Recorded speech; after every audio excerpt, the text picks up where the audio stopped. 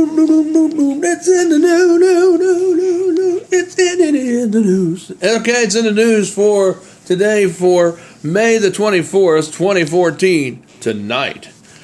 Well, of course, you know, coming up with all this kind of stuff going on with the Obama care scandal still continues as death panels still go up throughout America and more people die, and veterans get more and more assaulted by their hospitals where they're supposed to be trusted to be cared for by, not by students, but by real doctors that care for them. Instead, they have students coming in on the weekends to run the facilities instead of real senior doctors that are overseeing them, which is a clear violation.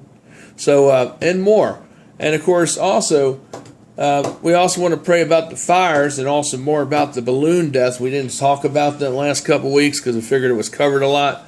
But those 3 people died. They do believe that the burns are what killed those 3 people in the balloon, including the pilot. The 2 people along with the pilot were killed here in Chester. Well, I think it was in Chesterfield. They hit the power line. They do believe that the fire from the propane is what burned them, and with them hitting the ground, it's probably what caused them to die. Now, as we're trying to see, is they're trying to go after the pilot or the company that was affiliated with that balloon, trying to say it's their fault and that it's their fault, that they should be more responsible about knowing about where power lines are. But come to find out that even on GPSs and things like that, they don't have to put those in. Those things you should be looking at, and they're thinking that maybe they weren't looking straight ahead. They were relying more on their phones and looking at the GPS, the Garmin GPS, more so than relying on what was around them. And this could have been avoided because as you look at the video, you see it playing again, compliments of WTVR Channel 6. The video, there was a simulation that they did, of a computer-generated simulation that showed the balloon coming towards it, and they tried to correct, but it was too late. And what they should have done is corrected about a couple hundred yards before at least about a half a mile to a mile before they got to where the power line was. They should have been able to see that, because usually you can see those things about a half a mile away or even almost a mile away on a clear day. It was clear that day, so they should have seen the power lines that were going through the area there, and they could have been avoided, meaning they would not have landed so close to those lines, knowing if they were there. And if they would have been looking for them. And I don't know what they were doing in that balloon other than looking around, but they could have been avoided. It's a shame that happened to those people. Our prayers and thoughts and our condolences go out with the family and loved ones who lost their loved ones and those lives that happened 2 weeks ago. We also want to pray about the firefighters out west in California. One was badly burned and a few people were killed by the fires. Over 2,000 homes were destroyed. So in California, fire season is like this every time about this time of the year. So we need to be in prayer for the firefighters out there that are bravely trying to conquer these fires. And also be in prayer for our nation at this time, because there's a lot of new laws going on in the book. LA tends to bolster and proper up the TSA propaganda to try to get them to go in more places than just the airport. Where you shop, bus terminals, railroad stations, etc. May I say more? And also, what is political correctness? In the news segment, we looked at a few things. If you say fiesta, someone will get racist. The Mexicans might get racist because you say fiesta. That's outrageous. It's nuts. Where were words that are normal words that everybody uses in a context, or like to describe somebody who's African American or someone who is Indian? Why would they be offended if you say it that way? Matter of fact, I've talked to a lot of people that are African American. Rather you describe them that way than say the N-word, which I would never say to a black person, because I'm not that way. Even if I don't like them or disagree with them, I will never call them that. And I hope they would never call me a cracker. But the thing is, what I'm saying is that's how ridiculous things are, And we need to rise above it, because really, folks, we should not be about words and let these social groups try to dictate what we are right to say and what not to say. And did you hear about the private honor roll? When people people across the nation in schools, and a lot of schools now are banning the celebration of achievement because they don't want people to see a public outcry of that, which is normal. We're supposed to see that because it shows those people who didn't do well, it helps them to get motivation so that they can do well. And that's what worked for me in school. When I saw all those people getting better grades and going out and doing things because they did make good grades, I got motivated to get good grades so I could receive that, accommodation, because I worked hard through the year and the school felt good to show that to me. And that's what makes you do good. There's always winners and there's always losers. And you can't keep hiding people away from stuff because of PC correctness or political correctness. It's really barbaric and really dumb. It's like, we know so much, but yet we're going back in the wrong direction. And with all the knowledge that we know, you think we would know that, when people like the DJs that got fired a few days ago saying how they felt on the air about Obamacare and about that how they truly felt, and like I feel. Of course, they won't fire me because I have my own station and I'm not run by anybody. But the thing is, I don't think it's right that taxpayers should pay for sex changes either. And I don't think it's right that you should have to pay for them either. And even if you think it's right, at least you can agree in solidarity, because that's what makes this America free and so great, that we each have our own opinions. And even at the end of the day, if we don't always agree with each other or respect one another for our opinions, at least what we can do is still solidarity, stand out and say something and protest against what they did to those DJs, because they did not deserve to be fired because of expressing their true opinion on the airwaves. That was wrong, and that station should be punished for that, and there should be made an example of, so that this does not set the precedence for other DJs and other people in lines of work like TV, news media, and so forth across this country, so that it doesn't continue. Because if people have an opinion, we may not agree with it, but at least we can respect other people's opinion, even if they're different and not in agreement with our opinion. We can still respect one another at the end of the day and realize, hey, that's how they feel. And even if I'm for homosexual changes for my children or for my adults, and I agree that they should pay for them, which I do not. But if I was like that, I would still want to stand up in solidarity, because it's wrong to go after people. And besides, all the stuff that's going on, I heard from somebody on InfoWars yesterday that this is a modern version of the Salem witch trials. That's what terrorism is. That's what martial law is. All this stuff. Obamacare, another scam and a continuation of fraud and a bunch of lies. Obama just executive, sign my name on the dotted line. That's what he does. But, of course, trying to fix things to make it go through, but all it does is just keeps crashing down around him, because, he's violating a lot of statutes and laws by doing these things, even though he's president does not give him the right to do that. Last time I checked, according to the Constitution, a president must follow the same laws and the same rights and privileges as all other citizens. Last time I checked, if you're an American, that is, and if you are an American president. But I don't see that really evident in the White House today. So anyway, that's just what I just wanted to point out to you. But the thing is, we all need to look out for each other, have a community plan of awareness, know about if there's a fire in your house, what exit strategies that you would take. Know about food distribution. Get in touch with your neighbors and become friends with your neighbors so you can help one another in times of emergency, and maybe in times where they may need food or other supplies that you may have extras of.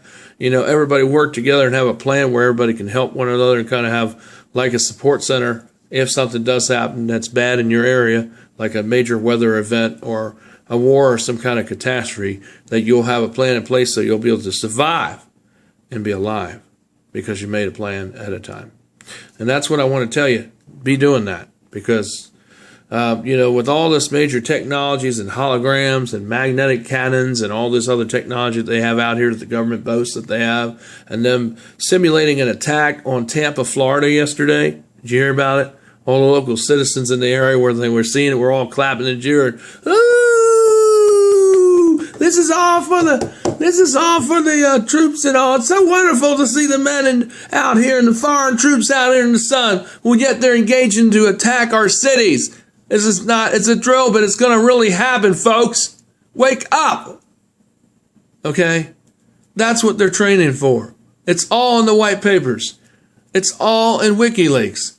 It's all on Drudge and Alex Jones and other media outlets. This is what they got the real information on. Quantum computing is another thing. They've had those things for over 3 years, according to New York Times, and Google's had them for over 7 years. And of course, so quantum computing is not a new thing, folks. This has been out for almost a decade, as far as we know. As far as CD-ROMs, they didn't come out in the 80s. We might have known them to be out in the 80s, because that's when they hit mainstream for everybody else. But CDs and DVDs, they were out in the early 60s. So, like I said, it goes to show that we're 30 years behind in actually the technology that is really out. So, don't believe the hype. CDs did not come out in the 80s. That's just when they've gone mainstream. They really came out in the early 60s.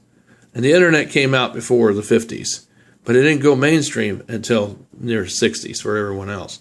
So that's the thing to talk about. Net neutrality. Thank you. I wanted to touch on that.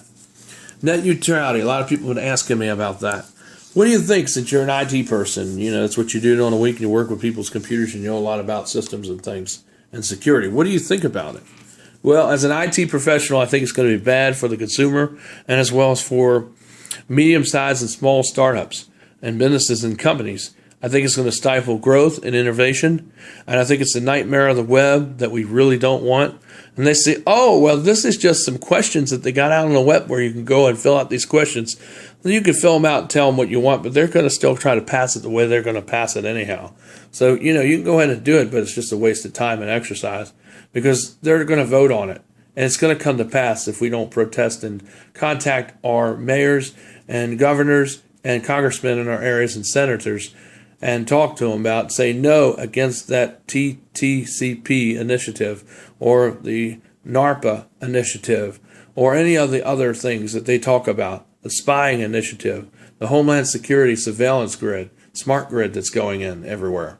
We need to say no to that, to kill switches, all that stuff, that you all need to know about. And as an IT professional, I see it killing business, killing computer businesses left and right. Big businesses like HP being killed, even small businesses, the medium businesses like the Silverson Media being killed because it's all being racketeered by our government and it's also stifling innovation in industry. And I think this is an absolute terrible way to go and a direction for our country to go if we want to remain and still remain free. This is not the way to go because it's going to stifle security and kill industry in that area and sectors. So, that's what I think about the net neutrality debacle, because that's what it is, really. We sent some reporters down to AP Hill in Northern Virginia up by Fairfax to check on that camp a while back, a full-scale city they had in there with buildings and churches and mosque, Muslim mosque. And, it looked just like a regular suburban town outside of D.C. Had working stoplights in it, had interrogating facilities, the sweat boxes in there, dungeons and jails and underground railroads and prison camps and prison facilities there, even there. Even had like schools and hotels, full scale. I mean, these things look real. I mean, they might not be permanent like they're made out of Cineblock, but they're not a replica, but they really spent a lot of money to make it look like a normal city, like it would look out here in the real, where we, in real life. But they have a real facility where it's built to the full scale and every detail, have real working training cars and everything. I mean, you just got to see the video. Go to Infowars.com and watch that video. Hey, it's good that the people went to Harvard a few days ago to stand up against the protest against the satanic black mass thing that was supposed to go there that was canceled, so that was good. Because that was horrible. It's like they want to say things about Christianity and bash us, but yet they want to get all mad and say they want our children and want our children's blood. That's the things that they were chanting out there in the parking lot and out there in the streets outside when the Christians came around on Tuesday of this week. And, that's what they were chanting for real. I'm not kidding. It's pretty sick. And then, of course, we have people in Congress also talking satanic talk, saying we just need to take the veterans outside the hospitals. I kid you not. This was quoted from Drudge and also Alex Jones. We got the videos. Then we got it where they actually said this. Nothing was tampered with the audio or anything. This is exactly what they said. They asked him a question, and this is what they said. Just take the veterans outside and just shoot them in the head. That's what we need to do with them. And of course, we see that when you go to veteran hospitals, they smell, just don't smell good, and they're not treated good. It's like like a lot of veterans say, they feel like when they go there, it's like they're in a different world. It's like they're in a third world country, because that's what kind of care is what they get. And they're better off just going to a local hospital or clinic, because they get a lot better care there than they do at the hospital where they're supposed to get it for free, at the VA hospital. So, it gives you something to think about. There's really a lot of bad things going on. This ain't something new. Obama plays that role that he just heard about this stuff on TV. Barack Obama, come on now, get off those drugs. You know all about the stuff. You're debriefed by everything before even you see it on TV. So don't even try to play that card, because that's just impeachable right there. Acting like you're stupid, when you're the president of the country, that's not going to fly. And the people that are awake ain't going to believe it. Okay, so stop thinking that we're dumb and thinking that you just learned about it on TV, because that's just a bunch of cockamania from hell. It's a bunch of lies, as you're famous at doing. So anyway, that's the news for May the 24th, 2014. And I'll shoot you up with another update on Sunday. We'll have our worship hour at 11 a.m. And if people come on Sunday night, we'll talk about why Christians should keep their firearms by Chuck and Charles Baldwin. And of course, we'll give you the spin and the Christianity spin on it. And of course, anyway, hope to see you then, and even on Wednesday night for lesson number 20, where we'll talk about the fifth of the seven trumpets in chapter 9, Revelation. It's going to be a two-parter. So we're going to do one part this Wednesday, and another part, lesson 21, will be the next Wednesday after that. So please help us with donations. We still need your donations, and we still need work. And we need people to subscribe down below. We got 12 subscribers now. I want to say thank you to all those who have subscribed. But please subscribe down below. Get permission from your parents. We do kid content. We will be starting story time coming up when the kids get out of school. We'll be doing summer short time stories. Some will be scary, funny. A lot of them will all be imaginative, and they'll all be fun. And of course, I'll be telling you stories. And of course, you can listen to that. It's all clean and wholesome. And of course, the news stuff you can listen to too. It's based for the family, and we have Christian content as well as all other stuff too on here. So just be aware of that. And of course, you can even watch New Hunter Church of Christ on here as well. And of course, thank you for all those people that do help us out in advance. And as for churches, I'm still waiting for the monies that you said you were going to help me out with. And of course, I'm hoping that you will. You all said you would help me out. I guess you didn't like that video that I said about non-instrumentals, so y'all didn't want to help out, huh? That doesn't sound too godly to me as a church when you bicket against somebody that is of the same faith and of the same body, and that you don't want to help out because of what I said. It's just like what I said. You may not agree with it, but you shouldn't get mad at it, because that's my opinion, just like you have your opinion or your beliefs, and I have my beliefs. But you should not be something where it should keep us from breaking bread together over whether we have instruments in our church building or not. That is just so sacrilegious. But anyway, and so dumb. But anyway, with that, please subscribe down below. I'll see you with another update tomorrow. God bless. Bye.